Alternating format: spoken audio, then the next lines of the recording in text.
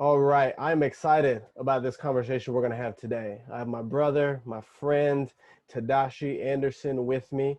And if you're familiar with this moment, we have it every year at our annual event, which sadly we had to cancel this year, but we didn't want to miss this moment. We didn't want to miss the opportunity to talk with each other and to talk with you about what all the things God's doing here at Peace Prep. And so what we usually do in this moment is just kind of share around some things that God has done or what's happening right now in this current moment, and then cast vision for the future. And it's a really special time, and so we just hope that you'll enjoy this conversation between brothers and friends and co-laborers, and we're inviting you into that reality as well. So I'm gonna kick it to T Dot, and we're gonna jump into just a little conversation here, and we hope you enjoy it. So yeah, thank you everybody for tuning in and joining us. We're excited to share our hearts, but more so we're excited to keep pressing forward this mission that God has burdened us with. And Benjamin's at the forefront of that for us. And I'm excited for this chance just to talk. For those watching, I'm sure you can see the name. My name is Tedashii. It is not B-Boy Jaden. That is my son playing a prank on me. And so we'll deal with him later. But man, bro, it's just been an interesting season for a lot of us. But before we jump into all of that, can you give us a little backdrop real quick, a little synopsis of Peace Prep and the story of how everything started? Yeah, so it's always good in this moment to just tell people again what we're doing, because we have this conversation once a year and sometimes new people are tuning in. And so Peace Yeah. Preparatory Academy is a vision that came from God to me in 2012. And we began to pray and were burdened for this neighborhood, English Avenue, and the west side of Atlanta. And the vision that God shared with me was to educate whole children, support whole families, and provide growth and change opportunities for whole communities in a high quality Christ-centered learning environment. And so since 2015, when we planted, we've had 5 solid school years of after school programming, and then also have launched out into some community development work in the last couple of years, and have begun renovating apartments and homes in the community for safe, quality, dignified, affordable housing. And so all of this, we believe, though, is kind of packaged up in the word shalom, or flourishing. That what we're about at our core is seeking the flourishing of people that are made in God's image, and that is all people. And so seeking the flourishing of the people that we interact with on a daily basis is what we're about, day in and day out. That's good. Yeah, I think it's helpful for people. I know you would agree. It's helpful for people to kind of have that story, that information as a backdrop as we keep talking, because I feel like it only frames the heart that you already have. And I just don't want anyone to miss that. So that's good. So, you know, we're telling the story of the school kind of already in the past. So in dealing with the past, before we get really deep into everything that's going on and has happened, can you talk to us a little bit about the last 5 months and what that's been like, you know, since COVID began until now? Give us a little update with that. Yeah, absolutely. I mean, just like every other school in America and around the world, you know, we were shut down by this pandemic. I remember March 13th, sort of the day before, we had, you know, received these updates that all the school districts were shutting down. And so obviously we were going to follow that plan. And there was so much uncertainty. It was like, we don't know if it's going to be 2 weeks or 2 months or 2 years, but the safe thing to do right now is for everybody to go home and kind of figure it out from there. And so we did. We went home and we sort of just continued to watch, just like everybody else. And as we saw about a week into it, things get pushed out further. We said, you know, this is going to create some even larger gaps, right? We already know Yep. that our neighborhood is a food desert and an education desert and an economic desert. And so we know that the first people to lose their jobs are going to be the ones that have, you know, the more working class type jobs. The first people to struggle to find food are going to be our families. And so what can we really do to lean in and support? And so immediately we sort of popped up food distribution and started collecting food twice a week and distributing it once a week to 18 families. And we started off thinking we'll just do this for 2 weeks and everything will go back. And then it just continued to go, right? And so 4 months in, we're running a route. We've got volunteers showing up every week, getting food out to families, just weeks worth of groceries at a time. We're also getting Chromebooks out to families, making sure families have internet. Some of our teachers were showing up at kids' houses and working with them from the sidewalk to make sure they were still getting some educational input and relational input. And so we just went to work, right? We just did what we always do, which is to say, God, with what we have, we offer it to you. What can we do to help in this situation? And so we've been, doing a lot of that. And then also looking ahead and saying, well, how do we plan now for a safe reentry? Yeah. Is it continue virtual school? Is it in person? Is it some mixture of both? How do we really help and support in the community with all of the issues that we know still exist, all of the challenges still exist, but yet God, I feel like, has given us incredible, talented teachers and an incredible spirit of creativity and wisdom to be able to say, we don't know what everything is going to look like in this next season, but we know we're going to be here, and we know we're going to be able to help, and we know we're going to do everything we can to make sure that our kids are still learning and that we're still hitting on those three aspects of our mission and vision. And so that's really what the last 5-6 months realistically has looked like. Wow. Everybody's going through something right now in their own way. But when you recognize part of the work that you've been called to is to consider others in a time when it's so easy to just consider yourself. Man, I commend you. I commend the Principal Wes. I commend the teachers and everybody who's gone above and beyond to meet the mission and vision of this school, really of this godsend in a lot of ways. You were talking, and it made me think. I want to know. I have a ton of questions, but I want to know from your vantage point, what was the moment when you knew, okay, I am where I'm supposed to be. Like, I'm where God really wants me. Because I'm thinking about the past. I'm thinking about you moving into the city, coming into the community, and digging in roots. And then, that labor is not for anyone who's ever done ministry. In some moments, it's kind of like spitting into the wind, right? Like, it's like, all right, man, it's all not making sense. But what was that moment for you? Because I think that'll help a lot of people find more of why your heart is what it is. Yeah. I mean, I think for me, I think it in anybody's story, there's kind of one moment which, like, I like to call these burning bush moments, right? There's just one moment where you hear and see from God so clearly, where you realize, like, I really can't do anything else. It wouldn't make sense to do anything else, even though I don't really know what lies ahead. And I think for me, that moment was in the Lenten season of 2012. I really I committed those 40 days and 40 nights to praying and dreaming. It wasn't a fast. It wasn't giving up of something. It was practicing something new, which was just asking God this crazy kind of question of, would you let me physically dream about how you've made me and what you want me to do in this world? Like, I live in this neighborhood. I have the family that I have the education that I have, and the resources that I have. How does all of that fit into what your desire is for the world? Those were the kinds of questions I was asking God.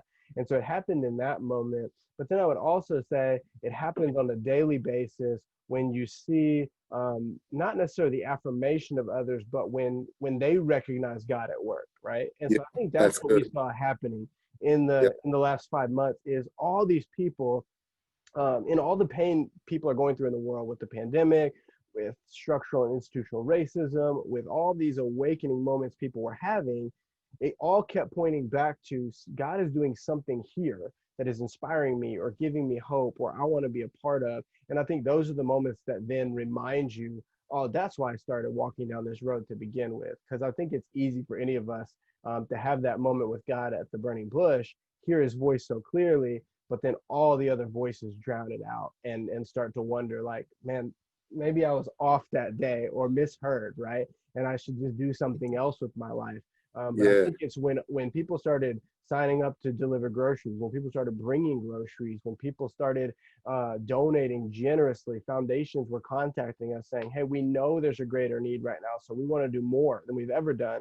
That just reminds you that, like, okay, this is beyond me, right? I'm at home locked away like everybody else, and yet God is providing. And so you have those moments where you resonate with that part of Matthew where Jesus is like, look at the birds. They're not toiling or spinning, and yet they have a home.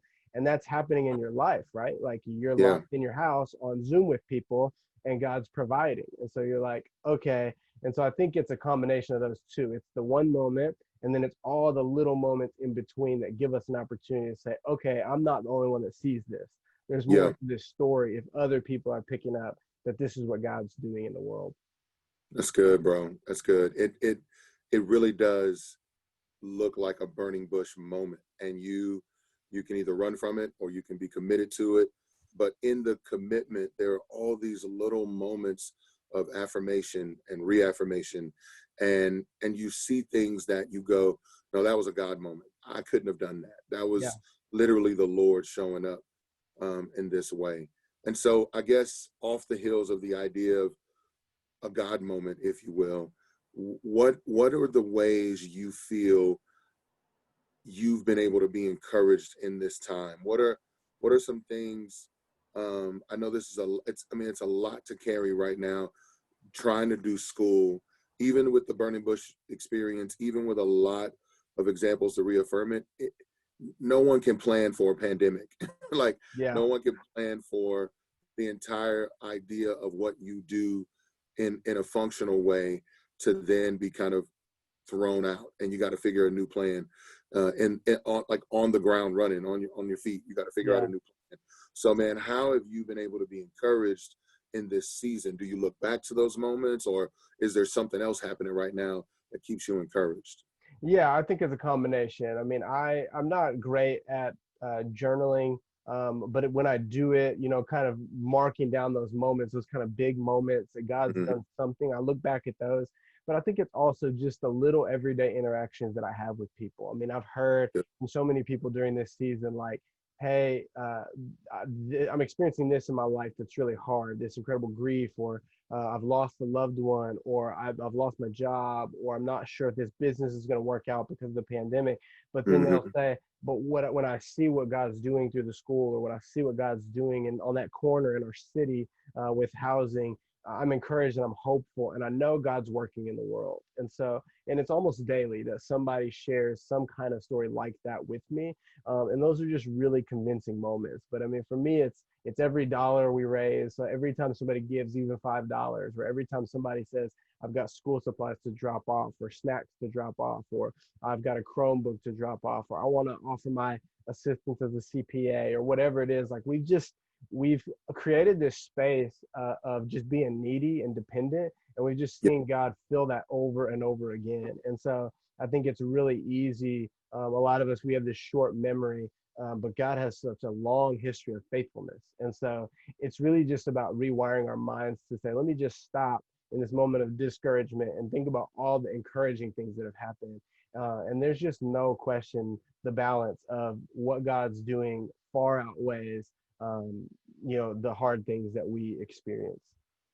man, that's amazing. I mean, I don't know. I just hear my grandmother in the background going, he showed up and then he showed out. Like it's Yeah. just God shows up and then he does over and over these amazing things, man. I wish I was more of a person to keep a journal as well, to kind of recount some of these things. I don't even know if I write down the big moments.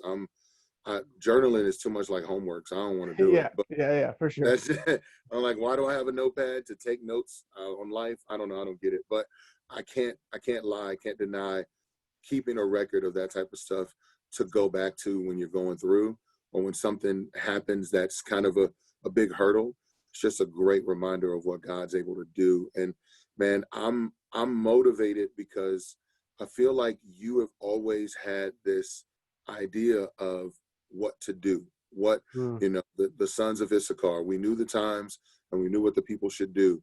I'm encouraged now because even though we're in somewhat of a difficult spot with everything going on in the world, in our country, Yeah. with COVID, there's still vision to be pursued. And so, man, you've talked to us before about, um, as we kind of consider present moments right now, you've mentioned things in this conversation, and you've kind of introduced over the years the idea of a theme for the Mm. school for this Yeah. year. And so, man, what is God saying to you right now? What do you feel like? Where's God leading you in this? Yeah, I think that's honestly that's my favorite thing to do, right? Of Yeah. every time at the fundraiser, I don't ever just speak, right? We always do this in this moment of interviewing, but I love to just say, here's where I think God's taking us, and cast Yeah. that vision. And I think the Holy Spirit always waters that ground. And so for me in this season, I think the word that the Holy Spirit keeps resonating with me is heal. Heal. When we look at our country, when we look at the world, when we look at again, not just pandemic, not just institutional racism, but just the daily struggle that people face. It is undeniable that every single human is in need of some kind of healing, right? And it is undeniable, if you read the scriptures, that that's God's project, that he's called us Hmm. into the healing and restoration of the world. And so I Hmm. just sense that as our awareness grows of the issues that are faced, as the darkness around us seems to consume, that God would say, my light has not been overcome by that darkness. And Hmm. I want to heal and do that through you, right? Not me personally, but through the collective people who have come to an awareness of what God's doing in the world and would submit their lives to join him. And so I think that's what we see our work as doing at its bare minimum is we're joining God where he's at work in the world, and wherever God's at work in the world, healing's taking place, right? We see that all throughout the scriptures, and that's the work of God. And so I think for me, what I really want to talk about over the next year is how do we heal the structural systems of this world that have caused our communities to look like this, but also how do we heal individual lives. And so everything from how should we look and think and talk about education, how should we look and think and talk about the economy and housing, to how should we look and think and talk to children about their identity as Black and brown Hmm. people in a Hmm. country that has rejected that identity, right? How do we create an educational environment in which they understand, no, God made you and nobody can take that, right? Your dignity is inherent. It's not a gift from someone else to you. It's God made you that way. And so I think for me, the theme that God's really pressing on me is just that one word, heal. And we're going to share more about that as the year goes on, and kind of how that fleshes itself out from a vision perspective, but also from a very practical perspective. We're going to continue to grow in our ability to call people into this mission with us and say, you have something to offer the world by way of healing. So get involved in what God's doing here. That's good, man. Heal. That's so powerful. It's powerful, of course, just because of the times we're in, and we're praying God would heal this pandemic. But beyond that, as we look to our community, there are people who go through so much already on a day-to-day basis. And then when you add something like this in, where someone works a 9 to 5 and they don't know if they can be home with a kid who has to do virtual learning, Yeah. and they can't afford to not work, and man, just so many different things people have to deal with. And there just needs to be a healing to take place in the heart of people who are hurting, in the circumstances that people are having to deal with.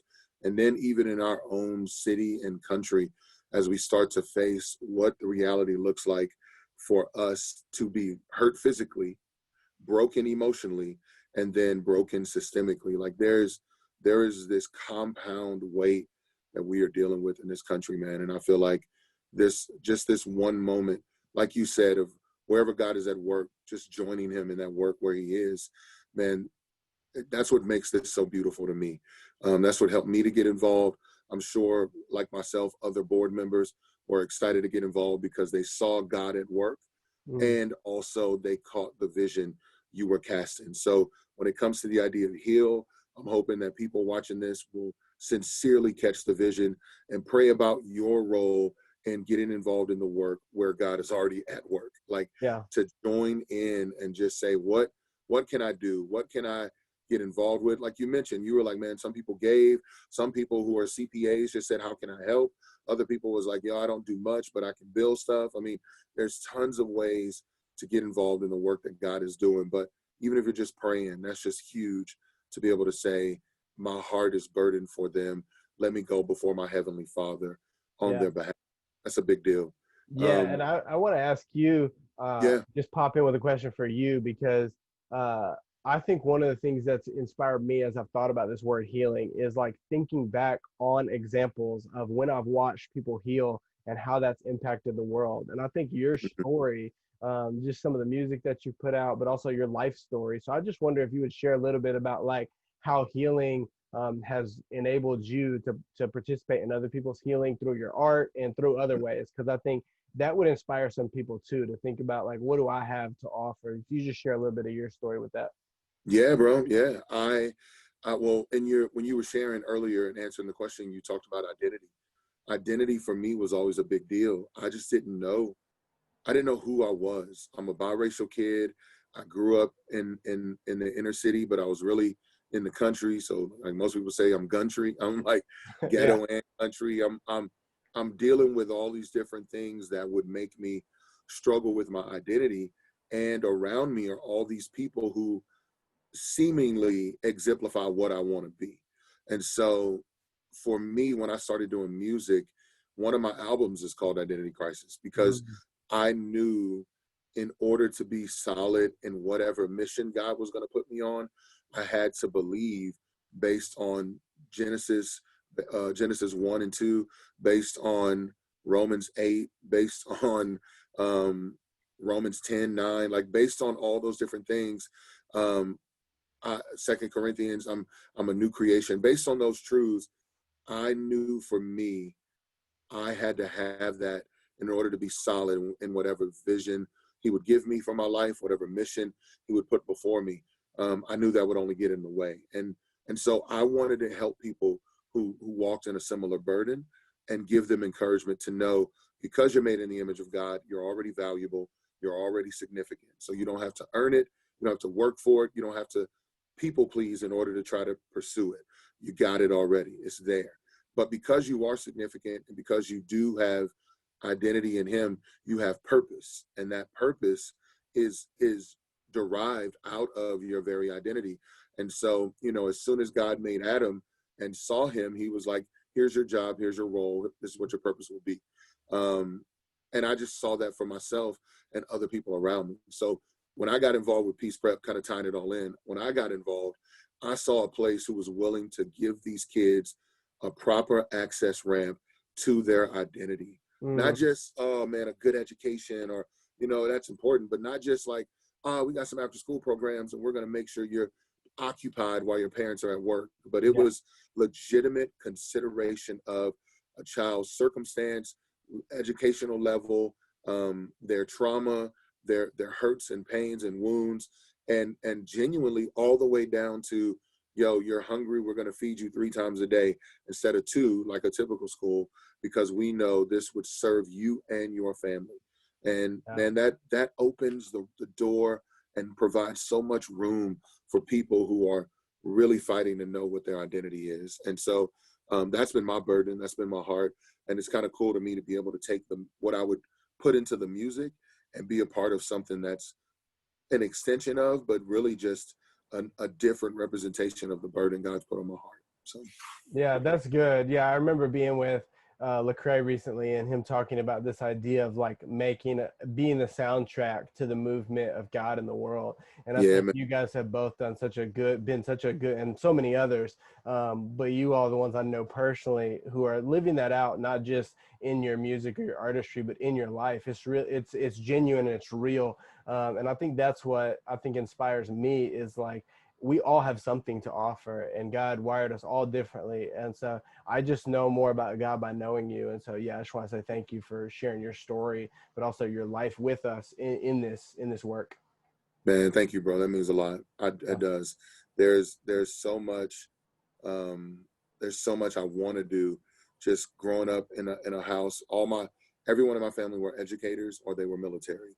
So I had high respect for the military and the army specifically because most of them were army. My dad, my uncles, my aunt, my mom, everybody was military, but then they also became educators. Hmm. And my mom retired a few years back after being a teacher for 34 years. And I just saw firsthand what it could do for someone's life if they had someone who was already going to educate them, but love them, man. Yeah. Like see them, not see the statistic, not see the home they came from, but see them in all of their image bearing and love them and put them in a position to succeed and not just on the heels of you got a good education. That's a component of it. But to see the holistic picture of a person and minister, serve, and speak into that, man, that is changing the trajectory of people, period. It's healing. Yeah. I mean, Yeah. just coming with the theme, like I'm like, it's healing, bro. Yeah. There's healing taking place every day. These kids get a chance to engage the culture, community, and the content that comes from this place. So I just bless God for Peace Prep and the work you're Yeah. doing, bro. Yeah, and I that brought up another thought for me that I'd love you to just speak to for a moment, and then we can Yeah, kind of shift forward. But when I started teaching, one of the monikers, and it's common. I don't know who said it, but it's something to the effect of, kids don't care what you know until they know that you care, right? And yeah, so at its core, teaching is about caring for, healing students, right? And yeah, I think that requires that our teachers be even more than teachers, but that they become healers in a sense, yeah, right? And to do that from a place of their own healing. And so I just want you to share a little bit about like your burden for caring for teachers and making sure that they feel that they have the tools that they need to succeed. Because I think that's been a special gift to our teachers in this season, and it just can maybe spark some creativity in others around how they can come around an idea like this. yeah. I feel like what comes to mind for me is the MLK quote with the idea that to teach is to think intensively and think critically. To teach one is to think intensively and to think critically. Intelligence plus character, that's the goal of true education. Yeah. I feel like my mom as an educator um, embraced that reality, embraced that ideal, and she was able to say, I mean, one of one of her favorite phrases to me was, "You go to the school, they have their education, you're trying to get yours. Mm, Stop giving the teacher a hard time and focus on what you that's need to so get." good. And so what she told me, I saw both sides, right? I saw one side where, you know what, uh, they're gonna they're not going to care about what I know until I care about them. And so you had a teacher who was willing to care about me, but you had my mom training me to realize whether the care is present or not, the information and the process is beneficial to you. And so I didn't I didn't have the where, like, the know-how in the moment to really fully embrace that. But what she was trying to get me to do was to go to class every day and to critically consider what was being shared with me. And man, I that's what makes teaching exciting to me. That's what makes it fun to me. That's what also makes it, respectful when it's a difficult day, and still as a teacher, you disseminate the information, you help them process it, and you push them forward so that they don't stay stuck where they are. That type of ability to help a human mind and emotion and someone physically in front of you process and progress, man, that is where I celebrate. I commend anybody in the classroom with somebody else's kid. Yeah. But I commend anybody in the classroom who'd be willing to sit and do that kind of work, because for me, when I go to Peace Prep and I see what's happening, I see people helping children learn how to responsibly view and embrace what they're being given, but at the same time, I see them being fully loved, and I know that's pushing them forward to propel them into places that they would never be otherwise. Yeah. Yeah. That's good. So I think in light of that idea of what we see happening on the ground, I would love to consider for myself, for those that are watching, what are the things we can do, right? If we're gonna put where the rubber meets the road, if we're gonna put skin and bones to this thing, what would you call us to? What would be the action that you would have us to do? And what are you hoping people who are watching this now will get from this conversation? Yeah, absolutely. That's great. Three things I always say: share, give, serve, right? Share about it. Like if you've seen God do something in the world, particularly here, tell other people about it, right? Draw their attention to it, but also share your concern that comes from God back with God, and begin to petition God on our behalf. Join us Mm-hmm. in prayer regularly for what we do, because it is a battle, right? And so we need to be covered in prayer that way. And so we need to be sharing our petitions with God. Second, give, right? If you have the ability to share financial resources or in-kind items with us, you can find those on our website. Do that, right? Unleash the extra things that God has given you to benefit someone else who doesn't have something and might need it, right? So everything we do each year is 100% from the generosity of others. We receive no Mm-hmm. public funding, and we've watched God year after year just raise that bar, right? 5 years ago, we were sitting down having a conversation about $175,000. Last year, we raised $1 million to operate and $1.25 million to buy a building, right? And Yeah. so just to see that generosity all from individuals and a few foundations and companies is just Mm-hmm. astounding. But we need people to continue to do that. And so there will be a link attached to this video that gives you the opportunity to make your pledge for the year to say, yes, I want to join in healing through a financial contribution. And that can be a one-time gift or a monthly gift, or however you make that happen. And then the last thing is to serve. We don't have opportunities for volunteers in classrooms right now because of COVID restrictions, but there are Mm-hmm. still ways to serve with your gifts. And so get in touch with us about ways that you might be able to serve and give of some time or a talent that you have, again, to join God where God is working in the world. So I believe just very purely that every one of us has been given gifts by God, and they're to be given back to God in service to others. That's the way that we best live out this idea of loving God and loving neighbor as self. And so if you're looking for an opportunity in Atlanta to get involved with something, and to be a part of this narrative and this story that God is building here and writing through this school, then please get in touch with us. Again, we'll post a link so you can find out information about that on our website. But those three things: share, give, and serve. We would love for you to prayerfully consider any one of those or all three of those. Yeah. Yeah. Share, give, serve. And thank you. That's clear to me, right? I think you did a great job of articulating that. I would just like to add and challenge people. I'm even challenging myself. If you would just write those three letters down. I'm big on, like, SGS. I already said share, give, serve. I'm gonna remember that by SGS. But then when I write SGS down, I'm going to prayerfully consider how I can do either one or all. How can I do that where Peace Prep is concerned? And my prayer, my hope would be in my heart, in the heart of people watching this, in the heart of people who will be told about this off the heels of someone watching this, that God would put healing upon their heart. One, that they would want to play a part in the healing, and that's happening in our community, but also that they would want to do business where healing may need to take place. Hmm. Because for some, this can be a difficult idea to get involved with, because in this season, the tendency is to try to get all we can and hold on to it.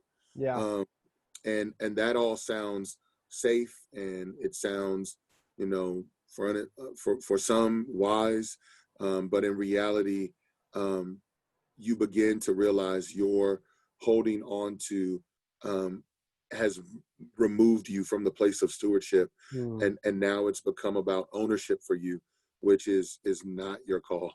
Like, Yeah. it's not what God has given us. And so, man, I just pray that God would heal us from the burden and the stronghold of ownership in a world where He owns it all, and Yeah. that we would prayerfully consider, write these words down, write the first three letters down of each word, first letter of each word, three letters, and pray about how you can be a part of that healing, and how you can come alongside to share, give, and serve. Man, that's really good, bro. Thank you. Yeah. Um, I would say, looking ahead to the future now, we've talked about a lot. We've kind of walked, past, present, future here, and we've talked about a lot. Tell me, as I consider what we've talked about, tell me what's coming down the road. Like, Yeah. what do we have to look forward to? Even in my idea of wanting to get involved, it's like, oh, I love all the things you've done, but all right, what's next? I mean, Yeah. you've had these campaigns, you've done these different things. So what should people look out for in the future coming down the road, and how can they stay connected to keep in touch with all that? Yeah, absolutely. So, I mean, this is really exciting. And this is the part where we'll find out who watches this all the way to the end, right? And see if they Right. share this news. But I mean, last year in September, the generosity of this community as well as others helped us purchase the building and land that we're on for $1.25 million. But the goal was always more than that, right? It was to Yep. expand. And so we've been working with architects, and we have designed out a 35,000 square foot addition to this building that will allow us to operate K through 12 with a gymnasium, a media center, space for counseling, space for the community, space to just really live out what it means to be a presence in this community, to be a light. My mom shared with me the other day as she was praying that she could just physically see the corner that our school is located on and this beam of light going up and all these people coming, right, for this Yes. resource, this light, this life that would be here. And so it would be our honor if Good. you would join us in stewarding what you have so that we can leave an impact for generations. And so the building is about more than sticks and bricks. It's about making a generational impact on a community. It's about saying, in the same way that there was a lack of investment here, we want to be intentional about investing here so that the next generation has an opportunity that is beyond what we could have imagined. And so you can know more about that just by following our social media channels. Sign up for our newsletter on our website, so www.peaceprep.com. You can sign up for our newsletter there. You can follow us on Twitter at Peace Prep, on Instagram at Peace Prep Academy, and on Facebook at Peace Preparatory Academy. And that's the best way to stay in touch with what we're doing. And so soon you'll see us launching out a campaign to actually build that building. And you want to be involved in that. If I say, if you don't hear anything else I say, I want you to hear me say this, that this is a place that God is working in the world. He is healing the world right here. And this is a place where you can be involved in that. And I think that is a really exciting proposition. It's not the only place God is working. So if the Lord lays on your heart to work somewhere else, please do that. Just follow what God is leading you to do. But we would just ask you to prayerfully consider, is what God's building in English Avenue and on the west side of Atlanta something that I can be a part of? And then ask what you might do to be a part of the future, because it's a really bright and exciting future. Wow, man, bro. I don't know. I just want to take a moment and consider that. I'm reminded of earlier in the conversation, and the burning bush, and the little examples that reaffirm or affirm and reaffirm the burning bush moment. But I don't know, man. As I just hear you talk about your mom and her prayer time, the light emanating from the corner, and it just feels like a grand opportunity that God is going to show up in, and largely because of people watching this, getting involved, and that, I don't know, that moves me, bro. I'm I'm blown away already at what I've heard, but to see so much able to happen in this community when at one point, man, buildings, the MO is that everything's boarded up, right? Yeah. Everything is run down, boarded up, and to see not just new stuff, but new things that go to kingdom business and kingdom building. That moves me, man. I just coming up to the school recently and walking and recognizing the changes already around the building and the things that are happening. Um, yeah, it blessed me. It made me realize um, this is bigger than my ego or my Mm. or my efforts, but it's going to be God's hand at work. And I just don't want people to miss that opportunity of working and coming and joining the Lord where He's working, bro.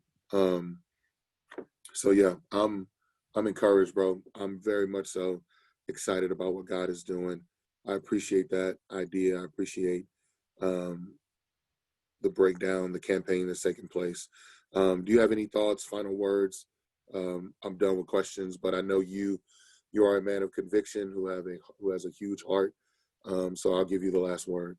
Yeah, I think, yeah, just what I've said before, just this is a place where God's working in the world, and we're excited to extend the invitation for you to join God here. You're not, in a sense, joining us. We are people who have responded to this invitation and we're waiting for you to respond to the invitation to build with us. And so everything we do is dependent on God and dependent on the generosity of others. And so we just invite you into that story. It's enhanced my life to be a part of this work. And so I would be excited and thrilled to introduce you or anyone you share this with, so that they can see what God is working as well in the world and be encouraged. So yeah, my final words would just be encouraged in this season of darkness. Know that there is light, and know that the darkness has not overcome the light. That God is working in the world, that healing is taking place, and that healing is available. That when we see with clear vision, we look at the past and we understand it, we look at the present moment that we're in, and we look forward, then we have full vision to see what God is going to do here, and it is going to be remarkable. And so just walk in that, live in that, and be at peace, knowing that God is still very much at work in our world.